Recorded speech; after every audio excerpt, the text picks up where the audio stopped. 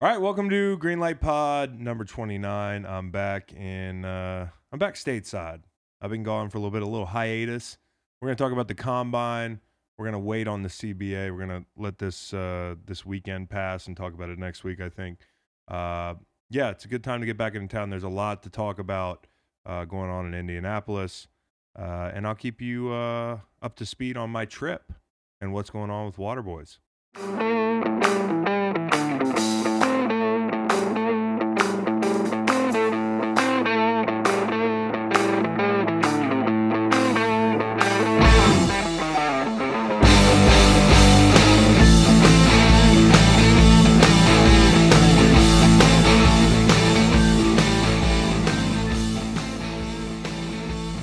Welcome to Greenlight Pod. The boys are back in town. The boys are back in town. One of the worst songs of all time. Let me think about it. Yeah. Yep. It's a bad song. Cosign. Like, makes my head hurt. Yeah. But yeah, the boys are back in town. Yeah, I never left, I guess. Yeah, that's true. But you went over to Africa. You crossed international waters. Yeah, East Africa. So I welcome back. Yeah, thank you. Thank you. Yeah. And thank you for welcoming you and the listeners. This is my co-host, Macon Gunner. I'm Chris Long, your host. And yeah, I'm just getting over jet lag. I mean, finally. There's a lot going on for me right now. Okay, I haven't had. Or your hat is falling off. My hat's falling off. I accidentally shaved my face too close. I look like combine me, just a little bit older. Yeah, and more unhealthy. I think that's a fine length, frankly. Okay, cool. Yeah. Candidly, let me give the people a full look at this this grill here. I shaved the beard. They said that this was an accident, but on the bright side, they said it's like you shave your beard to avoid the coronavirus. Your beard keeps the corona. Yeah, it does. In and around your mouth, which is the problem. I don't want anything in and around my mouth. Definitely not coronavirus. Wash your hands, folks. Yep, wash your hands. Also, do not take it out on Corona, the beer. Right, I saw that 38% of Americans are led to believe that there's some correlation between the beer and the virus, the pandemic. Yeah, there isn't. Which means we're fucked. I mean, more so than the virus, which is something you got to take seriously. 38% of Americans, at least in the sample size polled, have decided that they would avoid purchasing Corona products. Yeah, there are a fair amount of us, including perhaps you and me, we'll get to that in a bit with the Wonderlic, who aren't so smart. Yeah, but I think I'm actually pretty smart. My score was decent. I walked in here to the Chalk headquarters, Chalk Seaville World headquarters, and Chris says you're taking a Wonderlic, and I'm not so thrilled with my result. Ran out of time. Well, to be fair, there were a lot of noises. Some of the questions were questionable. Take it up with the Wonderlic. Reed was singing while we were. Reed was humming. Cowboy Reed was in here humming. Yeah. The thing you forget about the Wonderlic is it's fucking timed. Yeah. Like it's. I looked up 5 minutes in and it was like you have 5 minutes left. Yeah. I didn't know there was a clock running. I'm sitting here like, what two words are not the same out of these? Like I'm like really reflecting.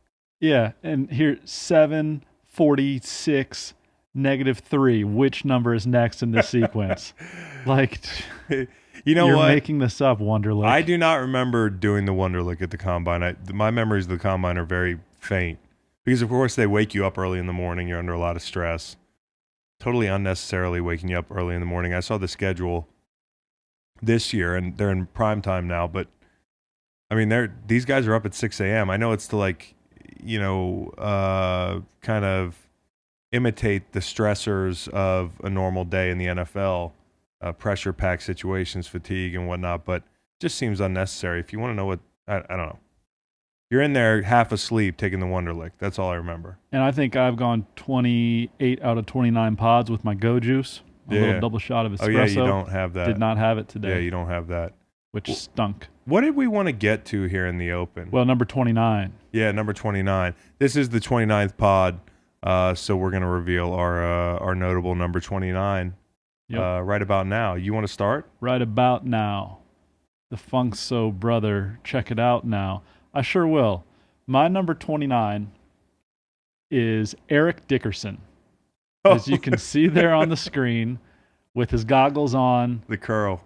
his blue and yellow old school Rams jersey, Yep. just chilling. Now, we had discussed 29 for a hot second when we were doing 28, if we could even think up any 29s. And in my research, nobody could surpass Eric Dickerson in terms of, what would you call that? Swag. I got a guy with a lot of swag, but we'll get to him in a minute. Okay, Eric Dickerson, born September 2nd, 1960 in Sealy, Texas. He's 6'3", 220 pounds. Big dude. Went to SMU. SMU before the death penalty. Yeah. Although Dickerson was a subject of recruiting controversy when he started driving a new Pontiac Trans Am during his senior year. Weren't they high hot school. back then in the early 80s? Pontiac Trans Am. Was it it was the 70s, huh? That would have been. He was drafted in 83. So yeah, early 80s. Yeah, him and my dad are about the same age. Is he 60? My dad just turned 60 59. recently. Yeah. And Eric and you have something in common. Played for the Rams. 2 things in common. Human beings. 3 things in common. He Both was 6'3". Hold on, I want to 4 keep going. things in common. Also drove a sedan at one point. 5. We're up to 5 things. I had a Grand Marquis, 1983 Grand Marquis. That was also probably a pretty hot car back when E. Dick was roaming around the streets of L.A. Oh, I looked that up after you had mentioned Nobody that calls him E. Dick, nickname. Huh? No, but he has nicknames. Where's my mobile? The thing I was after was that he was a 2nd overall pick. Oh, we were deuces in the 1983 draft. Also human beings. Played for the Rams, Colts, Raiders, and finally the Falcons in 93. 5-time, darn it, first-team All-Pro. NFL Offensive Player of the Year in 1986. A terrific year. It's a big back. I have some other 29s I want to mention. I'm probably going to let you get to yours. You're going to do the thing where you mention every 29 ever. You really get upset. His nicknames included Mr. Fourth Quarter because of his stamina, naturally. Mr. Benny because of his frugality, which is not explained. Number 1 for obvious reasons. If you're number 29, I don't know. And thanks in part to his name, The Dick. Hold on a sec. Oh, this is Eric Dickerson? Yeah. His nickname was The Dick? Yeah. This is from TexasMonthly.com. If they had Instagram back then, your name's definitely got to be The Dick with the blue check next to it. Right. So we got Mr. Fourth Quarter, Mr. Benny, number 1, and The Dick. His incessant complaining led the Rams to trade him to Indy in 1987. He complained, huh? Yeah, complainer. 6 things you have in common. Yeah, I like to complain too. Although I'm working on being more positive. I do want to mention that I came close to making my number 29 LeGarrette Blount, one of my favorite football players of all time, one of my favorite teammates of all time. LeGarrette Blount is a one-of-a-kind individual. He used to have a portable shower boombox, like a waterproof boombox, just jam out in the shower for like an hour. Probably in there with wrinkled fingers and shit. Like, the whole team's at the facility. Yeah. So not his water. No, not his water. Yeah. But LG he brought a lot of life to a locker room, and I was really happy when he came to Philly with me that year. I mean, that like made the whole thing. It was cool. A guy who I always respected and played against when he was in Tampa, and then we kind of linked up in New England, and we're still pretty cool now. So you didn't want to be the only one to do Pat Super Bowl, then Eagles Super Bowl? Yeah, no, I wanted to. You wanted LG. I wanted company. Okay. So LG, shout out to LG. I'm sorry, and I was nearly going to do Smoltz. Yeah, saw that. Yeah, and then I looked at his personal section on Wikipedia. Oh, not so good. And back in the day, he compared gay marriage to bestiality. Ha. So I decided that his cowboy reads back there like, what the fuck? They say never meet your heroes. Yeah. Those guys got away with a lot by not having the 24-hour news cycle. If somebody stuck a microphone in Smoltz's face back then, luckily for him, nobody got that soundbite until I just did. Yeah, people are getting retroactively canceled. I'm surprised that it hasn't come back to I bite just don't Mr. think Smoltz. anybody gives enough of a fuck about like the Braves pitchers in the 90s, although they were very good. Yeah, but he's calling Fox. He's calling World Series ball games. Is he doing World Series ball games? Yeah, I'm a baseball watcher. I should know that. Yeah. But yeah, he compared gay marriage to bestiality. So sorry, John. I can't really. You're canceled on this podcast. Well, you're not. I'm not going to make you my number 29. Nor am I going to make. Not that John Rocker wore 29, but what the fuck was going on in that locker room? Was he there then? I think John Rocker was there with John Smoltz. I think of him as being younger, but yeah, John Rocker. Greg Maddux would never. No. Greg Maddux just looks like the kindest soul. Watch, you're going to find some. Are you on it already to see what Greg Maddux has done? No, because I was seeing that Rocker's 45 years old and Smoltz is 52. They still could have been on the same teams. I think they were on the same team. I went with Satchel Paige. Great. Yeah, did you consider that one? Great pick. Yep, he's on my list. Satchel Paige, and I didn't know like a ton about it. I mean, I knew he was the first Negro League player to be inducted in the Hall of Fame. It was in 1971. He played a long time. That's him in St. Louis. Now, back then, they didn't put the numbers on the front of the jerseys. He played for the St. Louis Browns, and that is a Billiken, I believe, on the shoulder. Aha. St. Louis Billikens. St. Louis University. It looks like a Billiken. And that was an MLB team, I guess, the St. Louis Browns. I think so. And he was 42 years old as a rookie. Wow. He had spent that much time in the Negro Leagues. In 1948, he was the oldest major league rookie, and he was playing for the Cleveland Indians. He was the first player, again, from the Negro Leagues to not only get into the Hall of Fame, but also pitch in the World Series. So I was reading about this guy, and I'm like, there has to be a fucking movie. They have to make a movie about this guy. I mean, if you read about this guy, and I'd love if somebody could suggest a Satchel Paige book. I'm sure there's a biography somewhere. He's pretty interesting guy, dude. He was the original showboat, the shit talker. He claimed he didn't know how old he was. He said that a goat ate the Bible that had his birth certificate in it. He used snake venom on his arm to keep his arm from getting sore, and his arm probably damn near fell off. He played in thousands of games. He acted in a Hollywood Western. He used to have his infielder sit down, and he'd just strike out the side. He'd bring the outfielders in. He was a trash talker. At one point in the World Series in Negro Leagues, he walked two batters to face the power hitter, the star, Josh Gibson, with the bases loaded. Walked him on purpose. Power move. And then he struck him out. His last pro game, he was 60 years old. Wow. I mean, in a lot of his pitches, they said would kind of push the envelope of legality. He had like a hesitation pitch that, people would say was a balk. He really didn't give a shit. Joe DiMaggio said he was the best he'd ever faced. Threw the piss out of the ball. 50 no-hitters, allegedly. Thousands of games. And that really takes a toll on your arm. And that reminds me of some of my Little League peers who, before there was a rule in Little League about, innings. I don't know if nowadays in Little League there's like a pitch count that they keep everybody on. Probably. Back when I played at McIntyre, formerly called Dixie Little League, now it's McIntyre. By the way, Craig Littlepage was the commissioner of our Little League. Very cool. In the 90s, and then the AD obviously at UVA. So it's quite the resume before he got to UVA. Craig is not just decorated as a great AD, also a great Little League baseball commissioner. And a hoop player, hoop coach. Hoop player, hoop coach. So, yeah, Sean Horner is somebody I want to talk about. He's a childhood friend. He played for the worst fucking team in Little League. He was a buddy of mine. And I think the team he was on, it wasn't Craig Builders. Craig Builders was dog shit. Ben James was on Craig Builders. Shout out to Ben James. Shout out to Craig Builders. Yeah, shout out to Craig Builders. It's a real business, but your Little League team was dog shit. It wasn't Republic Title. Shout out to James Sullenberger. It wasn't Shoney's. Shout out to Evan Durr. Shoney's. By the way, I don't know if they still have Shoney's.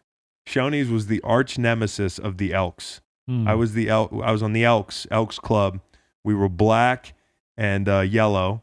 Shout out to Chris Miller. Used to break it down to on 3. What do you say no to?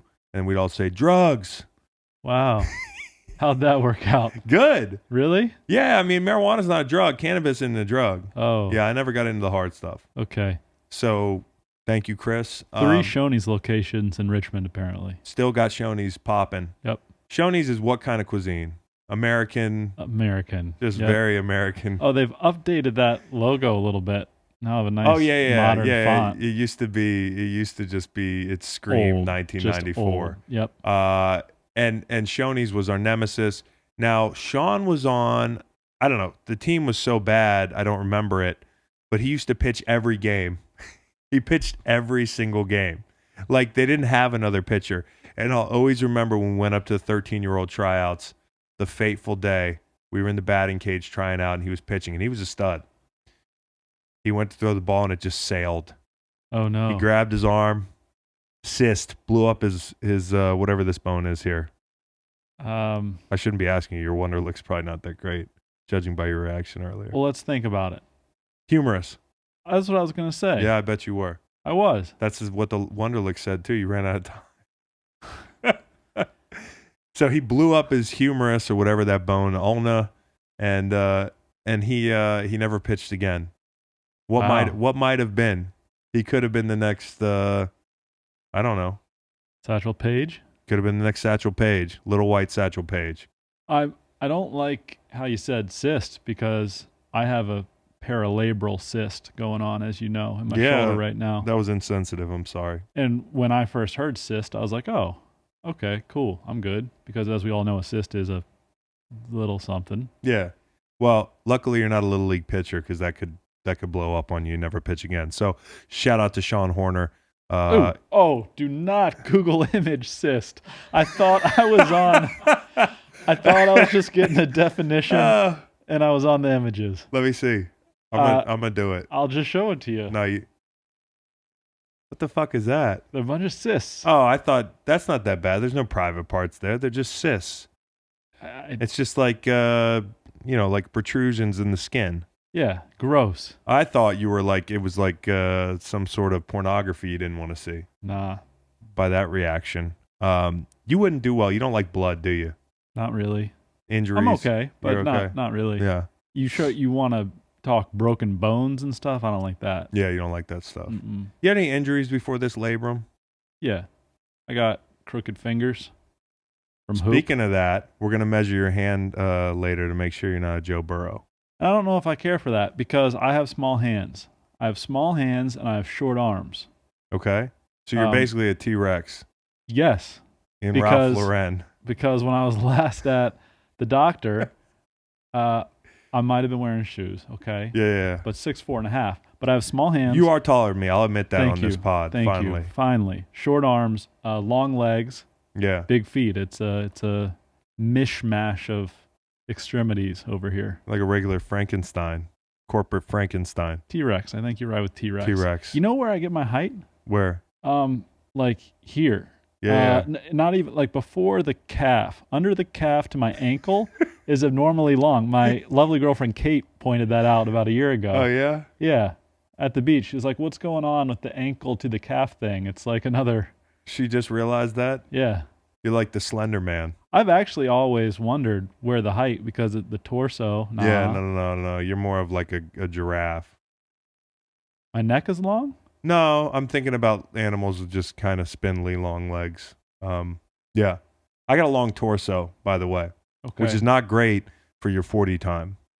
Which explains 475. We'll get into that in a little bit. Yeah. Well, I did pretty good in some other areas now. Okay. And we'll talk about that. So I want to keep you posted on what's going on with Waterboys. Obviously, I'm back. We're stateside. Being away for a week and like not having service a lot was very nice. I considered for a bit never podcasting again. This is no bullshit. Yeah, I had to have like a come to Jesus moment, Jesus of podcasting, and I had to reflect on if I really want to do this, because I was so happy to not have to get up and talk, you know?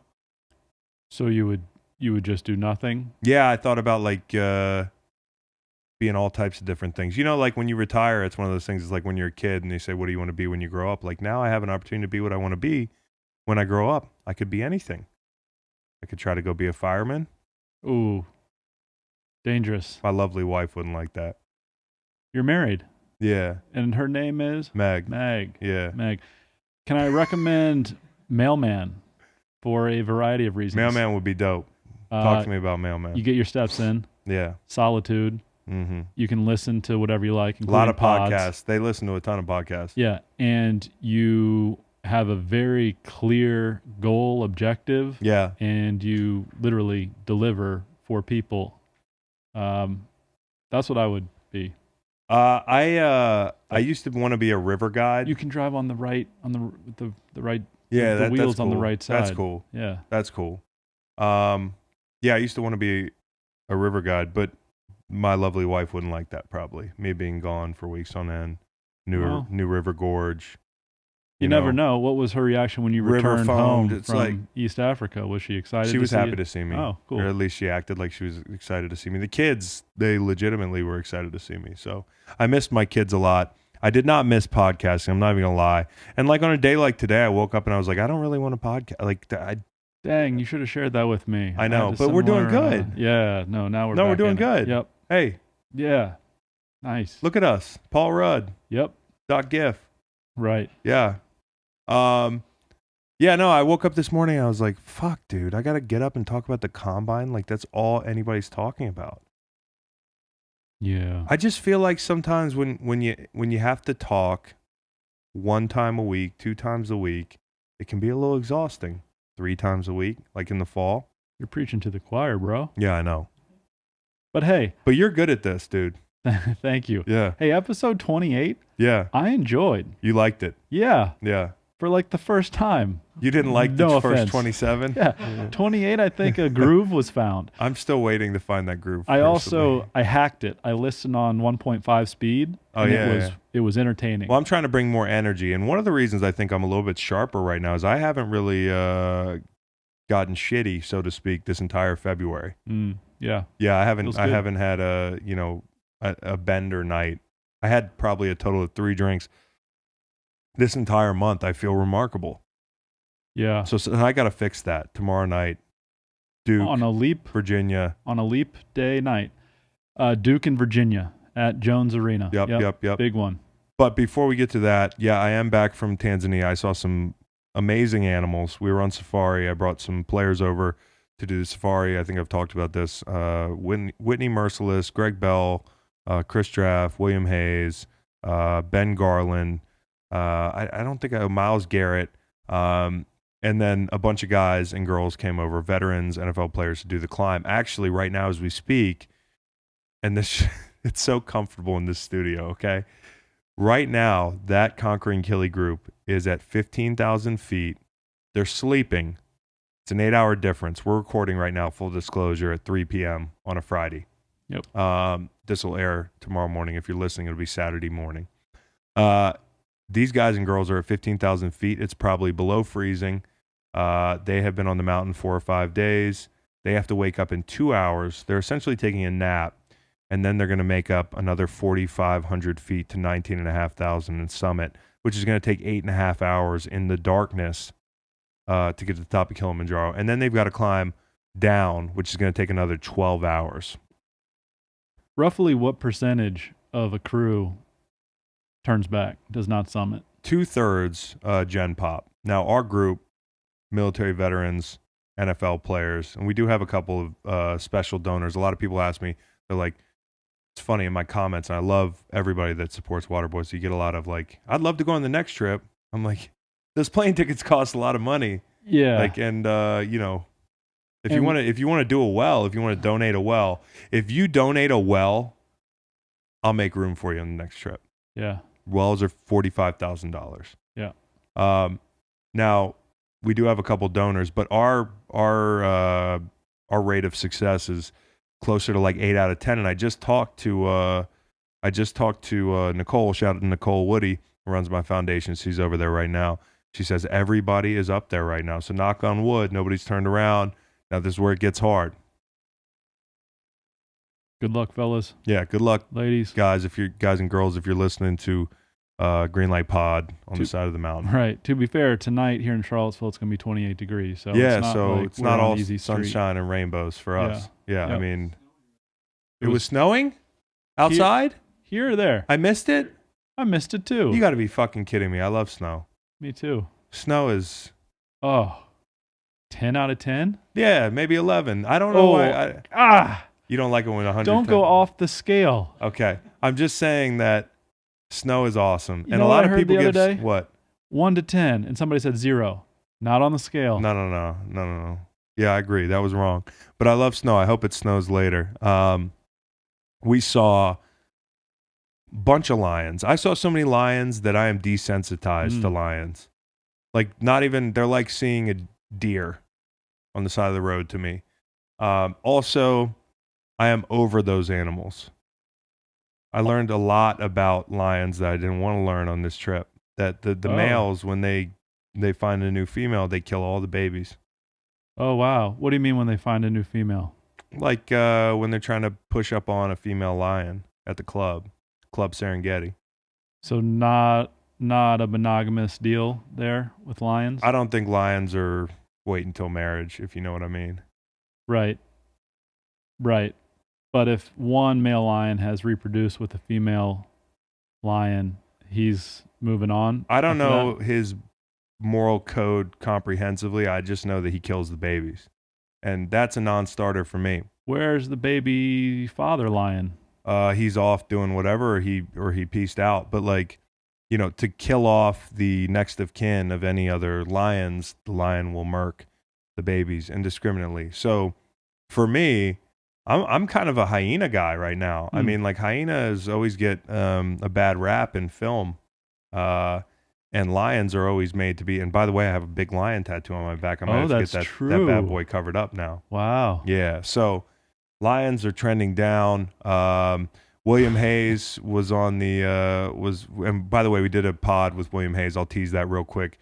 Me and William in the tented camp we were at. It's basically, the rooms are tents. They're nice tents. They're like wedding tents. They're like fairly secure. Not secure enough that if like an elephant you're in the Serengeti. Not secure enough that an elephant couldn't knock it down or a lion couldn't scratch a hole in it. But we did a pod around 9:00 at night. I should have called it Stoned in the Serengeti. It was quite the adventure. And there were lions outside roaring during the pod. You can actually hear it around the hour mark there. And William Hayes, his favorite animal was the jackal and a turtle, due to their indifference about what was going on around them. Also saw a leopard, bunch of elephant. Yeah, leopards are awesome. Yeah, but jackals look like foxes, and I don't like foxes. Yeah, and like impala, I saw a bunch of those. Now, the coolest thing we saw was, and it is heartbreaking a little bit, but it was a cheetah that hawked a baby impala and killed it in front of us. Yeah, that doesn't sound... It's nature. It's called the circle of life. You ever heard of it? At all. Have I ever heard of the circle of life? Yeah. I guess so. Well, I've heard of natural selection. Yeah, and that bad boy got selected. Yeah. A day in. Imagine you just... selected. You could be born as a domestic house cat. You could be born as a German Shepherd. You like German Shepherds. Yeah. You could be born into a nice suburban family, sit by the fire, get fed green beans every day. Or you could be God could make you an impala in the Serengeti, and the first day you get lunched by a cheetah. And by the way... Lunched, hawked, selected, kilt. Murked. These are some good murked. Yeah, verbs. I got a lot of verbs to signify annihilation of this baby impala. And the impala was alive the entire time. I heard bones cracking. Ugh. There was a point... I'm not laughing. It's a circle of life. There was a point where the cheetah was biting into the impala, and I think it broke the impala's neck. So I don't think the impala could really feel anything, if that makes you feel any better. It was biting into the stomach, and at one point, I guess he like punctured something, and it just sprayed Oh my And the Impala God. was like, ah, it's so fucked up, dude. But that shit happens every day in the Serengeti, bro. Yeah, I believe it. Yeah. So, also did some water projects. Oh, Hard right turn. Yeah. So we did. update us. We visited a couple well sites, and we are north of 360,000 people served with clean water. Our goal is 1 million. We're at 85 wells. We're rolling. So it was good to have all the guys and girls there. Safari's pretty crazy. Pretty cool. So That's awesome. Waterboys.org. yes, we have a William Hayes pod coming early next week. Yeah, and We should do a Friends of the Pod well. yeah, we should. That'd be great. Yeah. Guys, If everybody gives a couple bucks, we could get there. we could get there. Let's do And it. I'll put the we'll put a plaque on it, Green Light Pod listenership. Love it. Yeah, so condolences to that Impala. And yeah, I'm back. I'm happy. Monday, 10 a.m., pulled out of my hotel in Arusha, Tanzania, walked in the door. This is 10 a.m. Eastern time. Walked in the door, 7 p.m. Tuesday. 30-something hours of travel. I'm feeling good, though. I'm a podcasting machine. Let's get into the combine, shall we? Okay, let me, as per custom, I just want to hit the rest of my 29s. It'll take like 8 seconds. Oh, yeah, hit him. Never Nervous, Purvis Ellison, Yeah. Paul Silas, Rod Carew, Bo Rod Jackson at Auburn playing baseball. Yeah, okay. Route 29 here in Virginia. Yeah, Route 29. Monacan Trail. And yeah, Seminole. No, Monacan Trail if you go south. Yeah, I think both. Yeah. Yeah, both can be right. And the guy I nearly went with, Adrian Beltre, made baseball fun. He hit dongs from his knee, Dongs. home runs. Yeah. And he wouldn't let people touch his head or his face. You know? Yeah. It was fun. Yeah, that's fun. It's quirky. Back when baseball was, not just a bunch of Cheaters. Yeah. Guys are getting pelted right now. Yeah. It's Yep. like dodgeball. It's Yeah. fucking awesome. It looked like they're getting hit by paintballs. Yeah.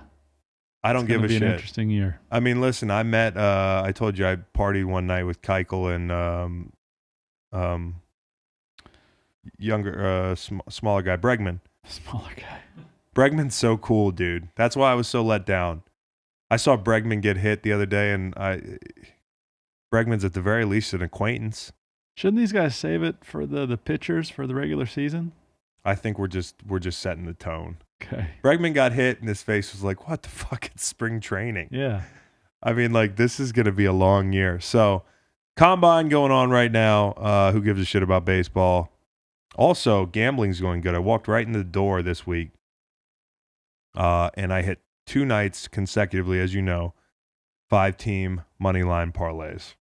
And did you go night 3 or what? I haven't heard Night that update. Night three didn't go as well. I was going. Michigan blew night 3 right off the bat. I was going to text you this and decided against it because I'm your friend and didn't want to mess with Mojo. Yeah. I was about to text you about 5 p.m. on night 3. Hey, if I gambled, I would fade your 5 tonight. Right. Because I just think pick. Yeah, you had 2 in a row. They were some ridiculous finishes for Yeah. you. Yeah. I didn't think it would go well night 3. Would you do out of 5 on night 3? Like 3 out of 5. Oh, okay. But it didn't matter because Correct. Michigan blew it right off the bat, lost to Wisconsin. But night 2 was electric. I mean, that night was Penn State and Virginia. Up big. Virginia was up 26-11 in Blacksburg At halftime. at halftime. I was wondering if Blackshear was going to outscore them in the first half because Blackshear's down in Florida now. I don't think he did. He might have had 11.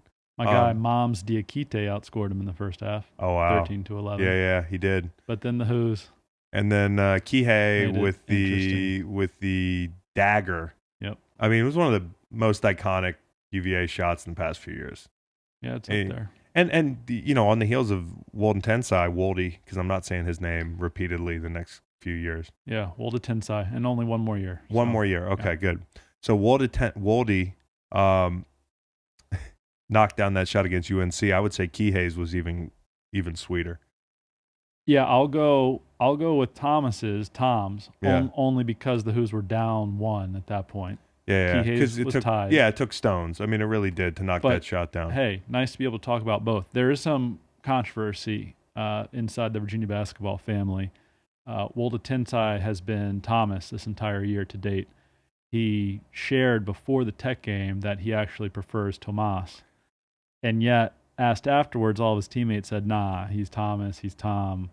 We're going to go with Tom. You're really on the name changes and what guys prefer. Yeah. There's been some notable changes over the past few years. Well, Tomas did what I really don't care for, and he said, it doesn't matter. You can call me whatever you like, but if I had to pick, I'd go Tomas. Yeah, just tell me. Tell me. Yeah, just tell me. Yep.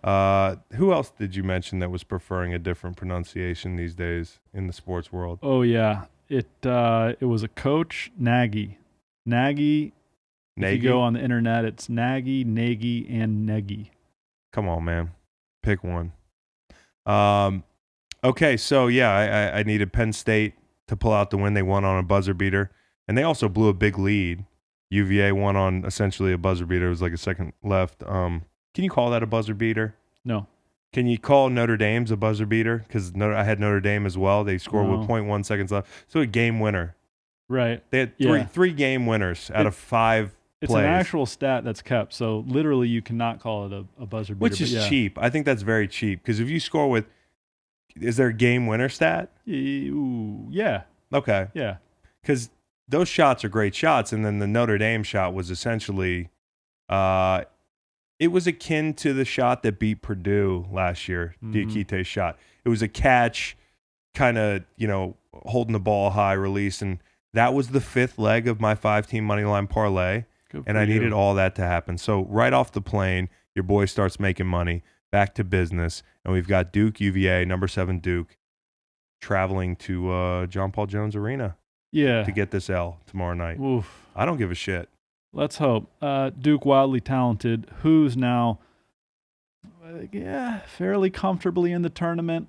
I mean, you lose out, it's probably dicey. If you lose out, it's dicey. But what's our ceiling and what's our floor?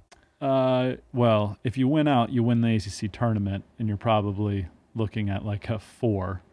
There's still hope for my bet. Oh, that's right. Yeah. Oh, golly day. I hadn't thought about that in a while. Yeah. I'd say right now you're looking at like an 8-9. Yeah. You beat Duke, you're looking at a 7. You still got Louisville on the schedule, perhaps 6, but most likely in that 7, 8, 9, 10 Who's range. the 1 seed you could see us actually beating? Even though they're not big names, they're good. I would probably like to see Dayton. Yeah, Dayton. I mean, that what's his name up there? Obi Toppin. Good Golly, player. has there been a guy who's going to create as much buzz going into the tournament, like an individual before Zion, who was the last one? I mean, this guy is like a man amongst boys. Yeah. Real good player. I like Tony when he's able to key in on one guy. Okay. San Diego State, I think, is the real deal. Okay. I wouldn't mind seeing Gonzaga, although one of those pods, different kind of pod, is in Spokane, Washington. Wouldn't love that. That wouldn't deal. be great. Nah. Baylor looks pretty legit. Yeah, no thanks. Kansas, legit. No thanks. Maryland, probably a 2. I would love to be a 7 opposite Maryland's 2. Oh, that'd be great. That would be dynamite. That'd be great. That piece of shit school. Okay. All nice. right. Anyways, the combine. So, what do you think about primetime combine? I don't care about any of it. I'm good with primetime. I like that. That's what we're doing now? Give I me haven't some. watched it. Yeah. That's cool. I'll tell you about it. Okay. I'll tell you all about it. Great. First off, let's read the Wonderlic score. And we haven't told the results. We're going right into that, huh? Yeah, well, we basically took the Wonderlic right before. And Cowboy Reed, tell me if I'm lying. I told you about the Wonderlic 30 minutes ago. So I decided 30 minutes ago that we do. It's not like I've been studying. Oh, right. You could have taken it once, then taken it again. Exactly. Did you do that? Promise you I didn't. Okay. You walked in short on time. They say the Wonderlic takes like 15 minutes, 10 minutes. That's your time? We had 12 minutes, 50 questions. That's standard Wonderlic, right? I think so. So I screenshot my results. And you did the same, I presume? Yeah, but so same time. Let's not do it. All right. You would definitely be wanting to do it if I was fit. Now, listen, maybe I feel great about it, but it's all relative, and my score is not as good as yours.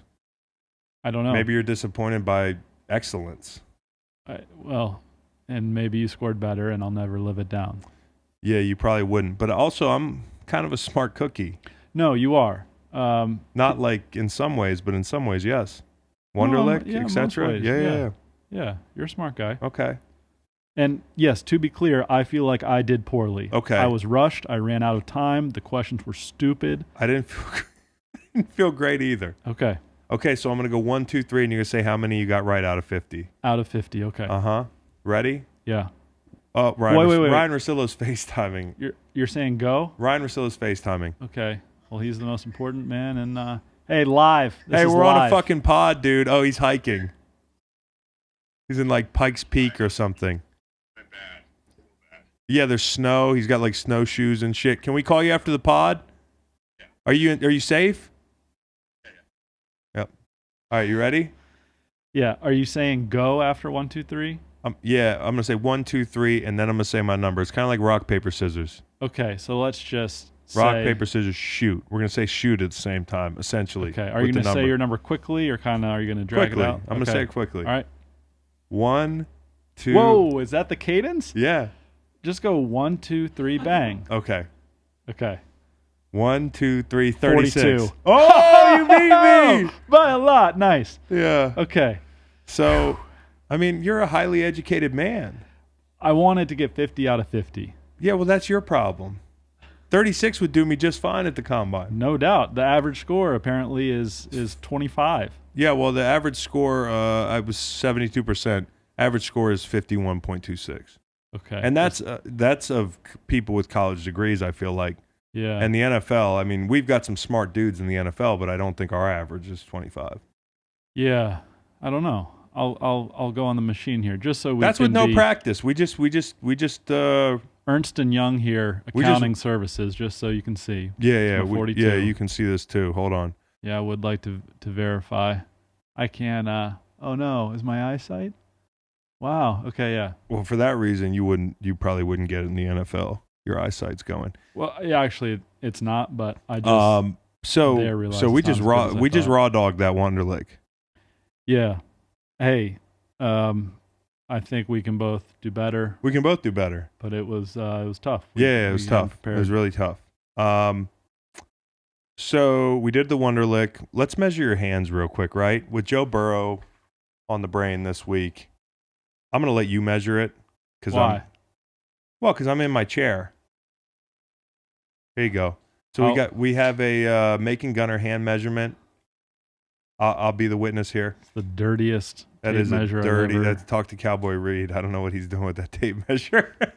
So I just go like that, huh? You And then measure go from thumb to you measure pinky? from the base. What do you mean from the base? Oh. Okay. Oh, okay. Yeah. What you got?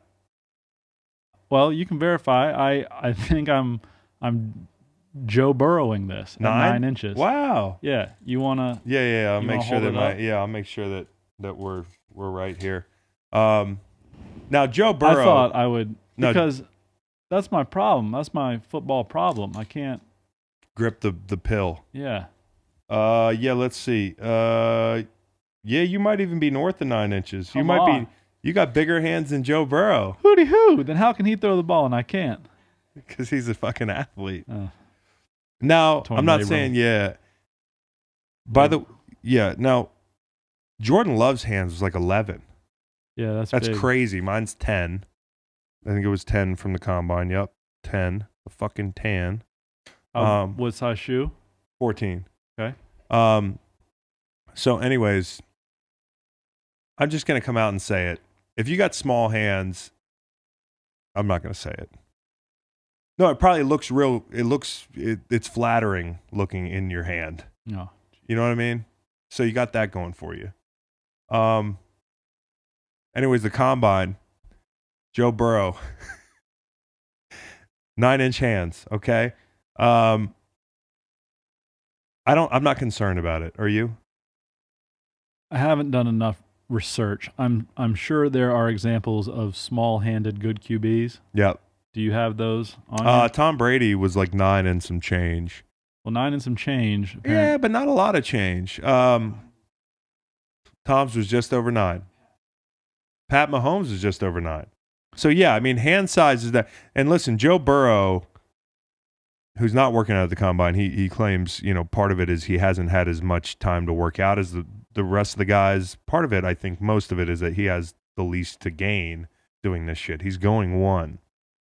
Because, by the way, Cincinnati, if they do anything but select him at one, they're risking like the biggest embarrassment in any pro football franchise history. If he so much as is a successful pro for a long time, I think that, them missing out on the hometown kid could be really devastating.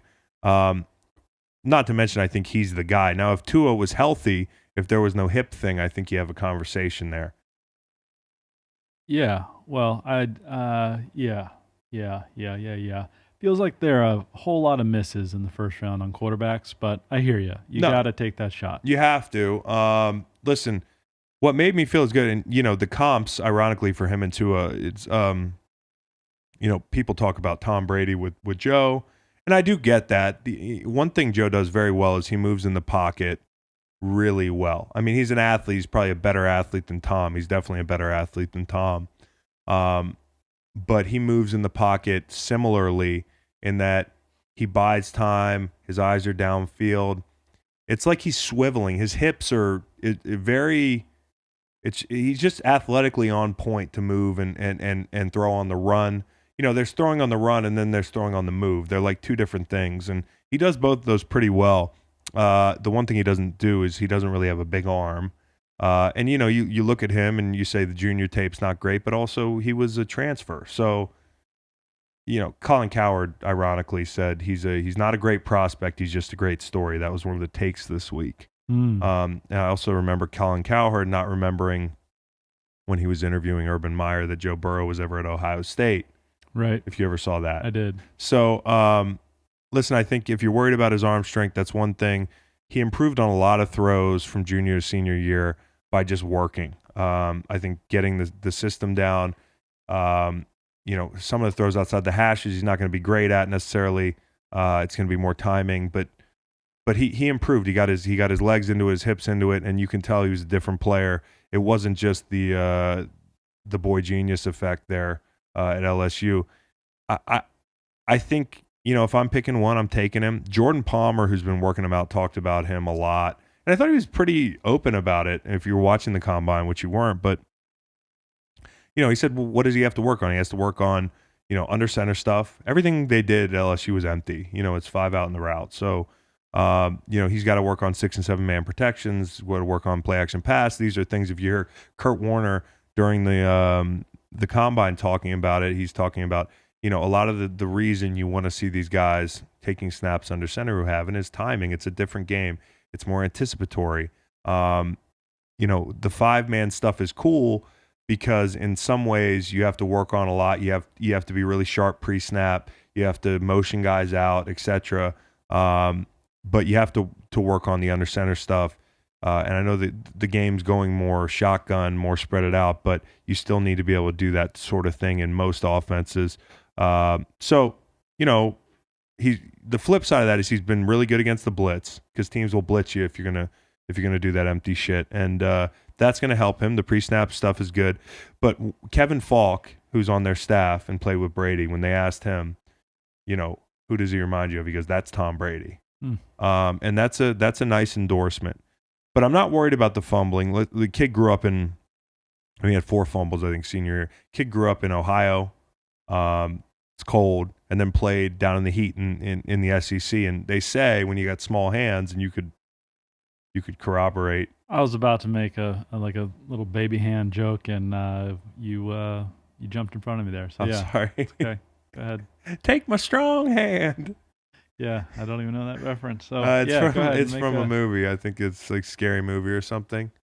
But yeah, so sweaty palms. Yeah, less sweat. Knees are weak. Arms are heavy. Yeah. Down there. Vomit on my sweater already. Yep. Like Donovan Mom's McNabb. Spaghetti. Yep. Down there he's nervous and he's got small hands. He's in SEC country. It's going to be hard to grip the ball. I mean, it's sweaty, but 4 fumbles, not bad. He doesn't seem to be a turnover machine, so I'm not worried about that. So I think he might continue to improve. I don't like looking at him like a 1-year wonder. I mean, how many people unless I'm forgetting something, until the injury happened at Bama, Tua wasn't a known commodity. So this stuff happens, and a lot of these quarterbacks in the first that we're talking about have had weird paths. I mean, whether it's Eason, who's at Georgia, kind of like 2 years off, then he comes on the scene senior year in Washington. Who else in that first round? Herbert. Herbert. And it's funny because you kind of know it's Tua and it's Burrow. Pick your poison, whichever you like. Then the next three quarterbacks are a little bit more question marks. They're all kind of polarizing. Eason, Love, Herbert, even Fromm, and Hurts. They've all got like these flaws, and that's kind of the way it is. But you know who I think got a really bad draw here is Fromm, because he was throwing, because it's alphabetical. He was throwing right in front of Eason, and Fromm, if you saw any of his throws yesterday, looked really uncomfortable throwing the deep ball. And Eason is just a fucking jugs machine. Mm-hmm. And you wonder with him, is he going to be more Carson Palmer or is he going to be more Brock Osweiler? They're kind of like the big guys, not very mobile, big arms. And I've heard the Carson Palmer thing with Eason. And yet Fromm was the reason Eason left, right? I know, yeah. Georgia. So they're throwing right next to each other. And it's just Eason kind of big dicked him with the big cannon. It was a bad draw for Fromm. Now he's very accurate, shorter throws, intermediate throws. So I wonder if you're an evaluator, like how important those deep balls are. I mean, if you feel like there's a ceiling with a guy with a weaker arm. Now we've seen some weaker arm guys that have been sensational quarterbacks in the NFL, but I wonder how much you factor that in. Love is making a push to be a first rounder. Now the problem with him is that he had that great 2018. His 2019, from what I understand, was really bad. And I hadn't watched a lot of his tape. I mean, like if he's on TV, I watch him, but I haven't studied him. I'll take your word for it. Everybody says he was absolutely dog shit in 2019.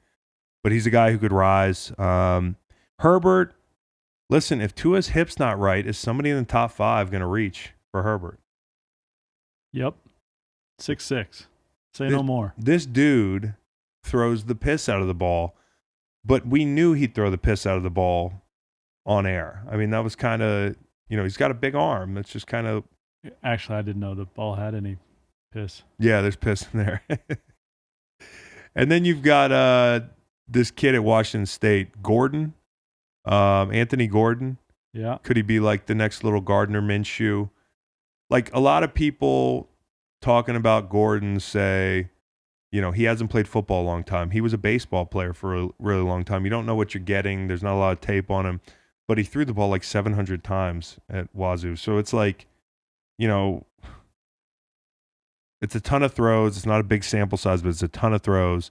And Sage Rosenfels, who I really like, says he's got the quickest release in the class. He projects him to be a second rounder. He'll rise. But I've also heard he could go undrafted. So, I mean, there's a bunch of questions outside those two guys. And there's always questions with the quarterbacks. I'm buying Joe Burrow. I'm buying Tua if they're healthy. And ironically, those top two guys are being compared to the top 2 prolific touchdown throwers of the past decade in Brady and in Russ. And I really do see the Russ thing. I heard Brunell is a comp too. Hey, by the way, Brady, round 6. Yeah. Russ, round 3 or 4. Yeah. I mean, this thing is a total crapshoot. It's a crapshoot, man. If anybody tells you they know how it's going to work out. It's also a really dangerous, if you take away the pocket factor, and by that I mean the money, it's a dangerous thing to be really good at coming out of college. I mean, your whole life could be wrecked. Think about it. If you're considered like just a massive quarterback bust, like that's the first thing people look at when they see you. And I think that's kind of fucked up. Like you meet somebody in the street, they're not judging you off like, Jamarcus Russell, the guy. Jamarcus Russell could be like the best person. He could be a saint. He could probably cure cancer and people will remember that he was a bust. Mm-hmm. So it sucks to be a quarterback in a way. Now you get paid, and if it works out, you're a god. But I do feel for these guys. Now Jalen Hurts, multiple Hurts. Jalen Hurts is an interesting one because he's played in 2 like really kind of complex offenses if you listen to people talk about it. But the processing is what people are worried about there. He looked really good on air. He looked very good on air last night. He looked better than Fromm. And I think he's got like really good intangible leadership qualities. I wouldn't be surprised if you see New England at 23, because it's sounding like Tom's not coming back, but that could all be posturing, leverage. You're not buying that. Nah. I listen. I think he's leaving, but if he's gone, and you're New England, you've got a bunch of guys who are free agents and are not going to take those haircuts they usually would have because you had a Tom Brady there as a guarantor of success or relevancy. You've got guys like McCourty. You've got guys like Joe Thuney, however you say that. One of them, yeah. Yeah, it's one of them. I play with the guy. I just don't know how to pronounce his last name. He's a really good player. I called him Joe. He might change his name at some point. He might change the pronunciation at some point. Joe is on the market. So you've got a great interior lineman. You've got a great safety. Where do you want to use these picks? Are you in a rebuild because you're going to lose everybody? And it's like, what's the point? I think you have to take a quarterback at some point. I don't think, how do you pronounce the guy's name that's the backup? Stidham? Jarrett Stidham. Stidham. It's another tough name. Yeah. I don't think he's the answer. I could see them snagging somebody like Eason or even Jalen Hurts. Hurts ran a 4.59, by the way. Yeah, it was a nice time. Had a good broad jump. It was like 10.5. He looks the part to me.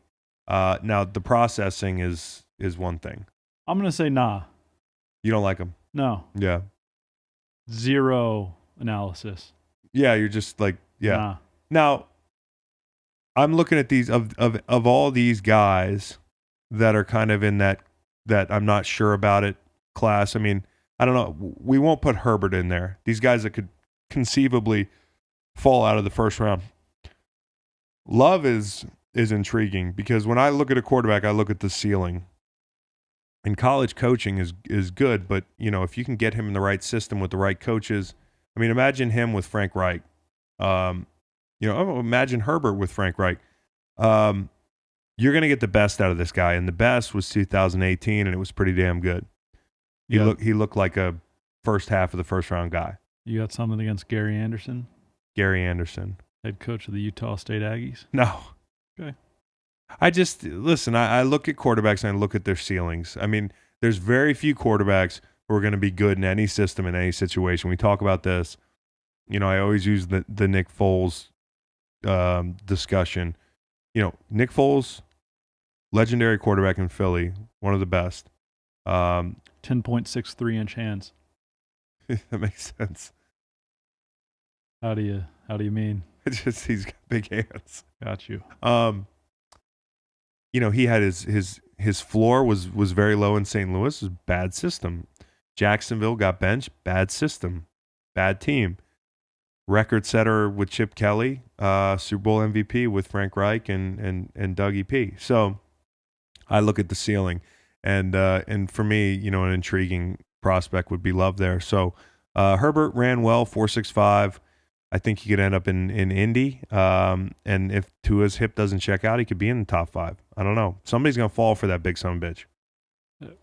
Myself included. Yep. Little concerned about the hair. I don't know what he has going on there.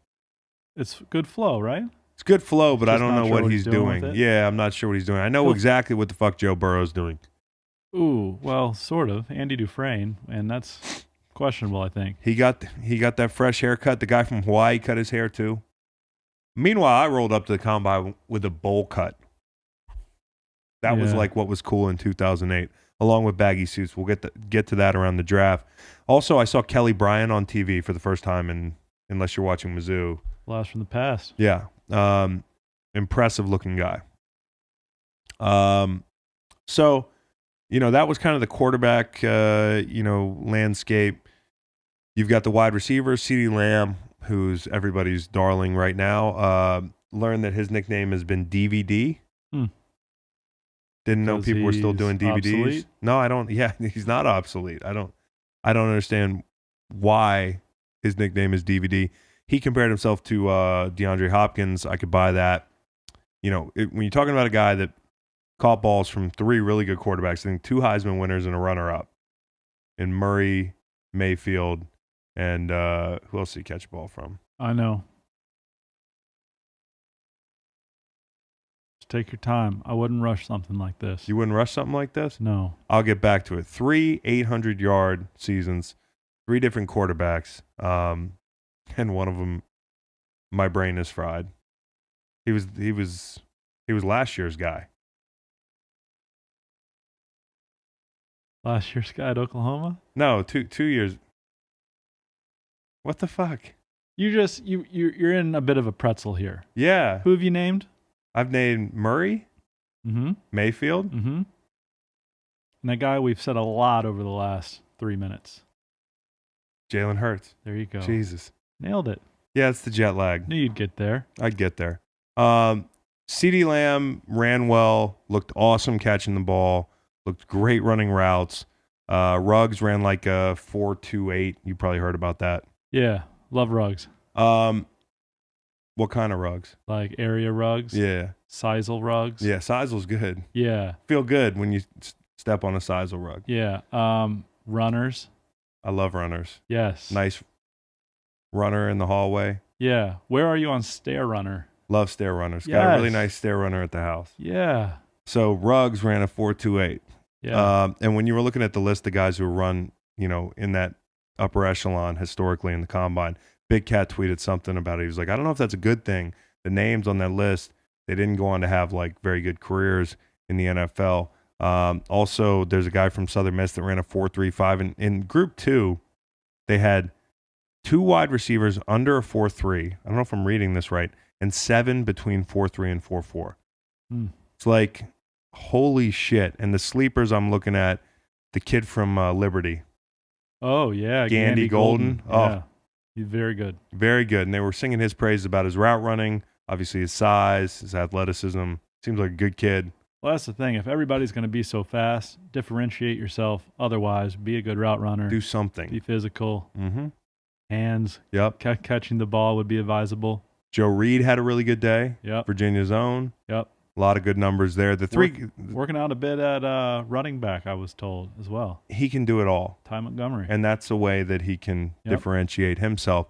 Now, you look at those receivers, there's probably going to be 3 at least in the first round, and CeeDee Lamb, Ruggs, Judy, and possibly Jefferson, the kid from LSU. He could kind of climb and end up in that bottom of the first round. If you're the Eagles, I don't think I don't know if any of those receivers are going to fall to him. I was reading, people are concerned that they're going to be kind of empty-handed because the next kind of crop of receivers aren't quite as good. It plateaus a little bit. If you're really in need of a receiver, you want to get one of those 3 guys. I do like Jefferson. And the kid Claypool, who's kind of a receiver, but they're talking about a tight end. Yeah. They're talking what? Saw him live. You don't like him? I pass. Really? Yep. Now the stat that everybody's seen over the last 24 hours is the only guys that have been. I'm trying to do it off the top of my head, but it's 6'3" or 6'4" and 235 plus, and ran a sub 4.45. There've been 2 guys. Okay. Can you think of the second? Claypool and. In this year's crop or ever? No, ever. T.O. Megatron. So, that's pretty good company to be in. By the way, my analysis, I watch games from behind binoculars and only follow the ball. And this so let's take it for what it's worth. Probably had an average game against Virginia, and that's why I'm out. Probably unfair. But hey, that I've made my decision. It's good. He's out. And he's been very willing. I mean, his interviews, I like the way he was like, I'm willing to switch tight end. I expect to play special teams, all that. That's all well and good. The Mizzou tight end made some money. He ran pretty well. The only guys who ran faster than the Mizzou kid were historically Dickerson, Vernon Davis, and Ingram. No, Doran Dickerson of Pitt, 2010, I believe it was. By the way, did you see Vernon crying? Davis? Recently, his acting. Yeah. Yeah. Can you grade that? Is it a 0? 1 to 10 is my scale? Yeah. No, it I was. think it's unfair to put him on the spot. Nobody asked Leonardo DiCaprio to act when he's in a fucking interview. Yeah, no. He should have told them to shove it. Solid 2. He should have told them to shove it. Congrats to Vernon Davis on retirement. Yeah. Claypool, 6 for 30 against the Who's. Yeah, well, I mean, got the Virginia defense. Anyways, Mitchell Wilcox, the South Florida tight end, did you see him get hit in the head by a football? No, that sounds funny, though. It fucking hit him really hard, like right in the temple. I'm surprised he didn't drop, but he kept running down the line and catching footballs. Hard in the temple sounds less funny than just hitting the head with a football. Exactly. Yeah. It could have been serious, but it wasn't. Got to be pretty embarrassing. Is it more or less embarrassing than your dick falling out running a 40 like Chris Jones? Well, less. Chris Jones was quoted after that whole incident as saying, "I looked down and the Hummer was out." Did I read that right? He had a name for his unit? Yeah. Remember when I didn't want to talk about such H2, things? H3. Yeah, there's a difference. Have you talked about your cheating at the combine too much? No, I haven't, and we can close the show with my combine experience, but I do want to look ahead. And by the way, did you see the sled drill? Okay, when I told you before the show started that I didn't watch any of it, I didn't know if you watched Sports Center. No, Sports Center. What is it? 2002? No, I don't watch Sports Center. Wow. What about at midnight? Nah, I mean, lovely fellow that Scott, but no, I don't. Here's what I watch. Standings on my computer here. Yeah? ACC hoop standings. How do you expect to get the insight without watching Sports Center? I just stare. I watch the actual ball games. I don't need to watch the ball games. Highlight packages. Is there a good college basketball ball game tonight? It's Friday, so probably not. Fuck. Really getting into that now. Davidson at Dayton. Your boy Obi. I might watch that one. They get this sled now. And what I wonder about the sled, and everybody's seen Fred the sled is what they're calling it.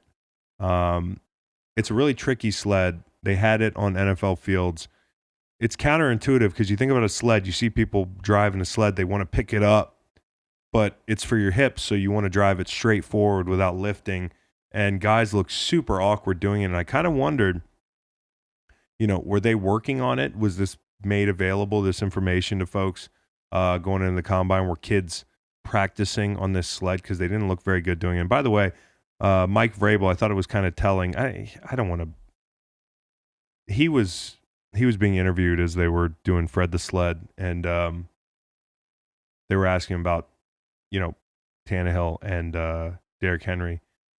And I don't know if they asked him about both those guys, and I think he said a lot more. I don't think he said anything about Tannehill. I think he said a lot more about Henry and how bad they want him back. So sometimes it's not about what you say, it's what you don't say. And I don't know if that bodes well for Ryan Tannehill in Tennessee. Your pants sure do look comfy. They are comfy. My lovely wife, Meg, got them for me upon re-entry to the United States. The rare comfortable fancy pants. You think they're fancy? Yeah, they're fancy. Fancy pants. Nice. They're Lululemon. Yeah. Nick Foles brand. Nice. As I'm looking ahead at the combine, I'm looking at the D linemen. I'm excited to see Kinlaw. Okay, so Kinlaw is a kid in South Carolina. And we mentioned him before on this show here. Very twitchy. This kid, I know a lot of people are talking about Derek Brown. I'd seen Kinlaw as like a bottom of the first round kind of guy. I think he could rise. I think he'd rise pretty fast. I think he's going to test really well. I think he's going to have a great combine. I think he needs work, just like Derek Brown does. I watched both of them, and Derek's more polished at this point, but Kinlaw's upside is his comp is Chris Jones. That's what I was reading. I could see that. He's a disruptor. I don't think he's as naturally a pass rusher as Chris Jones. I think sometimes his feet get narrow, and he can kind of fall down and get awkward at times. But, man, if you put him in a one-gap scheme and let him go, he's going to be a son of a bitch to block. Now, Chris Jenkins is the Derek Brown comp that I was reading. I think he's a dude who would fit well in Detroit. That's the defense that they need fixing. and also like Matty P coming from the Bill Belichick tree. He's going to be really into those SEC guys. Now Chase Young, one interesting thing about him. What do you think he weighed in at? Chase Young, 255. 264. I've seen like people kind of lazily apply the Julius Peppers comp. And I've also heard the Javon Curse thing. J Pep is pushing 3 bills at all times on the football field. Yeah. That's a little light. No, I love his tape. I'm not going to second guess this kid. Epinesa from Iowa. I'm excited to see him. I was thinking he was like a Carl Nassib comp. He's got power. He's got length. He could play in the 3-4 and the 4-3. I think he's probably better suited to be in like kind of a hybrid defense, like a Pittsburgh type thing. I think he's a mid to late first guy. He's got some upside. I wouldn't reach for him in the top 5 to 10. Honestly, he reminds me of a less twitchy. I mean, he played like a less twitchy me in college, but he's stronger than me. I'm not saying he's better or worse than me. And I would have said the same thing about me. Like, take me in the 10, 15. I don't know about top 5, but that's why I wouldn't reach for this kid in the top 5. I really wouldn't. He's big. He's long. I don't know that he has the bend. He's 6'6", 280, so he's a bigger version. I'm not comparing him to myself. That's why I like the Nassib comparison. They've got the kid and Didn't you just compare him to yourself? A less twitchy, stronger me. Okay. But I was watching him and I was like, yeah, you know what? It's he doesn't necessarily. He's not like incredibly bendy at the top of the rush. I don't think he has the twitch that somebody like, a truer defensive end, a 4-3 defensive end has, but he plays with length and power, and he's got a good feel getting off blocks. He's got a good feel in the rush. The kid at LSU, what's his name? Chison? Chison? I would guess Chason. Chason? Yeah. He's got a funny number, 18. Yeah. I think he's going to have to test well. He's more of a true edge guy. Not going to have his hand in the dirt. So I'll be interested to see that. Chase on. K. Levon, Chase on. It rhymes. Is how our LSU sports. That's pretty fucking cool. Us. Yeah. K. Levon, Chase on. K. Levon, Chase on. Good for him. Chris Long. Great name. Chris Long doesn't rhyme. Boring. My combine. We could do a whole pod on this. I had Cowboy Reed pull up my stats. They weren't actually as good as I thought. Well, I knew they weren't good. They were good in some areas. My prep, I trained at Parisi's up in North Jersey. I used to take the train, the Amtrak up there for long weekends. Back when some of us were still in class. Yeah, this was grounds. Yeah, on grounds, as you call it. Now, I used to take the train up there and train like 4 days a week and come back down. And listen, the way I approached the combine was you could kind of perfect certain things, but don't overthink it, especially if you're a player who's slated to go in the top 10, 15. I feel like you can fuck things up better than you can like fix them in a couple month span. And I understand that there's a lot of minutia to sprinting and there's certain techniques and whatnot, but like you can get into trouble reinventing the wheel. And some of this combine training is way overboard. Now, my experience at the combine was, I guess, the most memorable meetings, and it was stressful, but it kind of is what it is. And I competed at everything except for the bench press. I made up an injury. It wasn't You lied? Yeah, fuck yeah, I lied. You cheated on your vert and you lied about your bench. Yeah, dude, I'm like a Houston Astro. Yeah. And so when you do go back to get that degree at Virginia, I might not bring up those two things. We have an honor code. Yeah, but the honor code doesn't extend to the combine. Buffon, it extends to everything, my friend. Yeah. Well, then you probably shouldn't have your degree. Heck no, I haven't lied. Ever? About anything? You're so full of shit. No, I haven't. So I hurt my wrist in the bowl game, but it was pretty healed. But I also knew that I'd probably get about 10 reps on the bench. Pretty healed. That reminds me of Buddy Healed. Buddy Healed. Yeah. Sacramento Kings still? Yeah.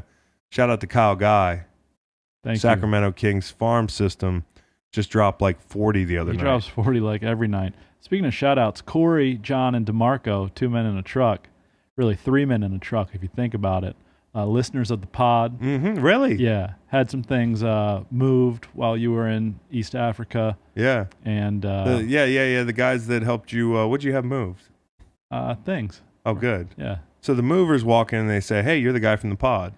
Well, yeah. More so, hey, Chris Long more than... I get the Macon Gunner a lot. Thank you. Yeah. Thank you. But they listen. Corey, John, DeMarco. Hello. Shout out to them. Keep on moving. That's right. Herm Edwards, in the interview process, the way it is, you get siphoned into these hotel rooms. And like it's like a hallway and you go in to meet with each team and whatnot. I popped in and he was with the Chiefs at the time. They ended up drafting Glenn Dorsey. And I've told this story before, but like I'm sitting in there, they have a projector, they have all the coaches. You kind of generally sit there and talk to the coaches and answer questions. They ask you questions that are on the board. Halfway through the meeting, I'm thinking to myself, where the fuck is Herm Edwards? And I look in the bathroom, which is in the back of the room, and he's sitting there on like a desk. He moved a desk into the bathroom with the light on. So weird. Very weird. And I'm like, okay, this guy either hates me or loves me, and he just doesn't have any questions, or he's like, we're not drafting this fucking guy. Yeah. Was he just looking for some quiet time away from the rest of the group? I don't know what he was doing. At some point, I want to ask Herm Edwards why he was sitting in the bathroom while I was answering all those hard football questions. Maybe he does his best thinking in there. He might. I mean, Jerry Jones said this week that he was thinking about Des Bryant in the shower. Right. Did you hear that soundbite on SportsCenter? Sounds familiar. I didn't watch the because Des wants to make a comeback. And shout out to Des Bryant for paying his bets. I made a large bet with Des Bryant on the Virginia Cavaliers and Texas Tech Red Raiders in the national championship. Shout out to Des Bryant. Major dockage of points for Danny Amendola, who owes me a tattoo. Oh, yeah. Yeah, I remember that. Texas Tech Red Raiders vanquished Danny Amendola. I'll get a tattoo if we lose. Haven't seen it. By the way, remember when I gave you that tip about State falling on its face against Carolina? Yeah, that was good. That was a good bet the other night. Yeah, I think. Oh yeah, you owe me $100, or I owe you $100. Well, yeah. if I don't gamble. But. If you did. Also, Tony Sperano gave me some shit. God rest his soul. He was hilarious. He was like, he had the sunglasses on inside. I was chugging water to weigh in at 272. I was probably like 265, to be honest. Of course, they would have held that against me. And Chase Young, they think he's a Greek god, which he is. They would have said I was underweight. Wonder why. Now, I walk in there. I've been chugging Dasani like it's fucking pledge night at a frat house. Nice. And you know, he's interviewing me. And he's like, no, I saw you in there. Chugged about 8 waters. What's going on with that? And he adjusts his sunglasses. And I'm just like, holy shit, what the fuck do I say? That was the hardest question I got. I never got any of these weird, What'd you say? I said, I'm trying to stay hydrated. I got to fucking sprint. Like, you want me to, I'm fast. Fast people pull hamstrings. Right. I don't want to be one of those guys. Right. You know, I guess the one awkward thing was I wore white compression shorts. Because that was kind of what I was training. I'm real particular about how my compression shorts feel. And when you wear white compression shorts, you know. I do, actually. So that was weird. Also, I did cheat on cheat on the vert. I put some tissue paper in my gloves because what they do is they measure you. And I've told this story before, but they measure you, see how far up you can reach. So basically, I reached to show that this is my reach. And then I slipped some tissue paper in my gloves, you know, so I could just up my vert, which was a 34, which was just fine. Impressive, if you ask me. And they caught me. Right. Who gave you this idea? Me. Really? Yeah. Genius. Yeah. Diabolical, but genius. Yeah, you know. Also, yeah, like I Didn't said. work. Like Genius. I said, I got out of the bench because I said I had hurt my wrist. And then after the combine was all done, I loaded up on Hurricanes, 40 ouncers. That was still a thing for me at that point. And I had never not drank for that long in my collegiate life. I had abs on abs on abs. Haven't seen them since. That was a sad day when the combine ended. So yeah, it was a cool experience. I mean, a lot of pressure, big release when it's done, and I was supposed to be like a top 5 pick. So I certainly could have not worked out, but I wanted to be competitive, and I understand why Joe Burrow's not working out, or maybe some other players, but I wanted to get out there and mix it up. My numbers were 6'3", 272. I've lost 20 pounds. Arm length 32 inches. I don't know if that's very good. Hand size 10 inches. 4.75 and a 40. Don't think I could do that anymore. 153 in a 10-yard split. Now this is where this is good. That's the 91st percentile, homeboy. Nice. Yeah, last year that would have been, I believe, first among all. Here's to show you how springy I was, but how slow I was at top speed. Montez Sweat ran a 4.41, didn't he? He ran a 4.4. Yeah. I had a faster 10-yard split than him. Wow. I lost 0.3 of a second in the 30 yards after. To be fair, rarely are you running 40 yards. You need to be have loose hips. Yep. Be quick twitchy. Yep. Shout out to Cliff Averill. He ran a 1.52. He just edged me out. But I'm looking back at these numbers: 34 vert, 2.75, 20-yard split, 20-yard shuttle. That was another strong point for me. 4.21. Nice. Yeah. So I had a good combine. You had a pick your senior year at Virginia. Did you score? No. I got tackled by the quarterback. Carolina? Yeah, John Copper didn't pick up a block. Not my fault. Okay. Aaron Campman was my comp. I was reading about myself today. Yeah, well, white guy. Hey, listen. I bested him. And I used to really look up to Aaron Campman, so that felt good. 58. That meaningless stat. He had 58. I had 70. Yeah. So, yeah, it was all in all, fuck, man. I look back at that thing, it was like a blur, man. It was so much pressure. I think it's an unnecessary amount of pressure. I think that, these guys, they have to do a good job of realizing what's important, what's not.